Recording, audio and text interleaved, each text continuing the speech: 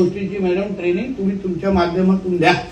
तुम्हाला नाही तर माहिती आहे, पालकमंत्री म्हणून सगळ्या गोष्टीवर फार बारीकाईने लक्ष आहे.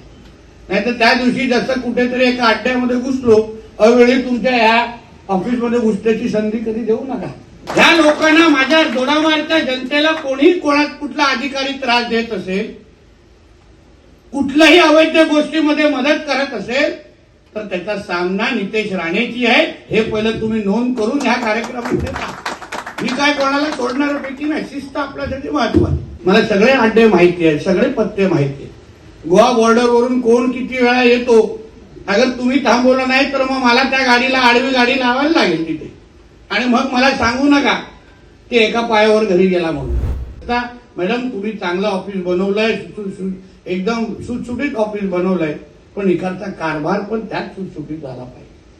इकडचा कारभार तेवढाच पारदर्शक झाला पाहिजे. इकडे येणारा कुठलाही व्यक्ती हा त्याला तो प्रश्न मांडण्यासाठी परत इथे येता कामा नाही. आणि मुळामध्ये तर त्या टेबलावर बसलेला अधिकारी त्यांनी चांगली वागणूक त्या नागरिकाला आणि त्या जनतेला दिली पाहिजे. मॅडम ती सर्वात महत्वाचं आहे.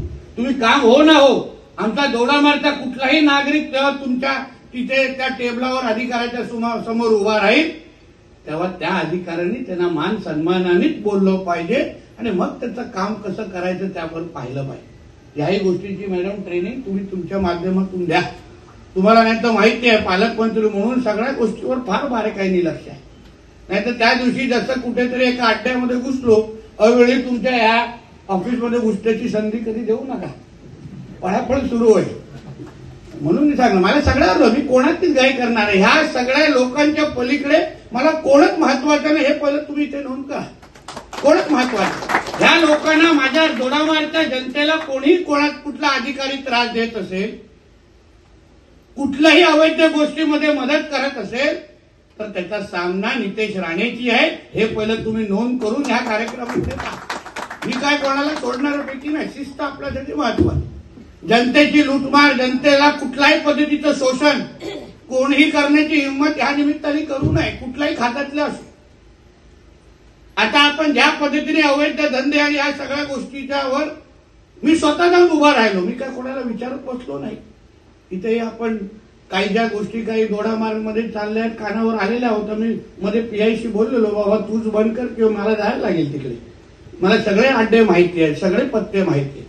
गोवा बॉर्डरवरून कोण किती वेळा येतो, अगर तुम्ही थांबवलं नाही तर मग मला त्या गाडीला आडवी गाडी लावायला लागेल तिथे, आणि मग मला सांगू नका की एका पायावर घरी गेला म्हणून.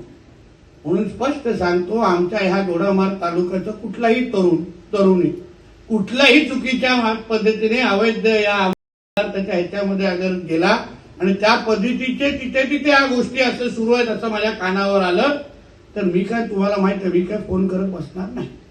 म्हणून या सगळ्या गोष्टी या शासकीय कार्यालयाच्या उद्घाटनाच्या निमित्ताने मुद्दा म्हणून सांगतोय.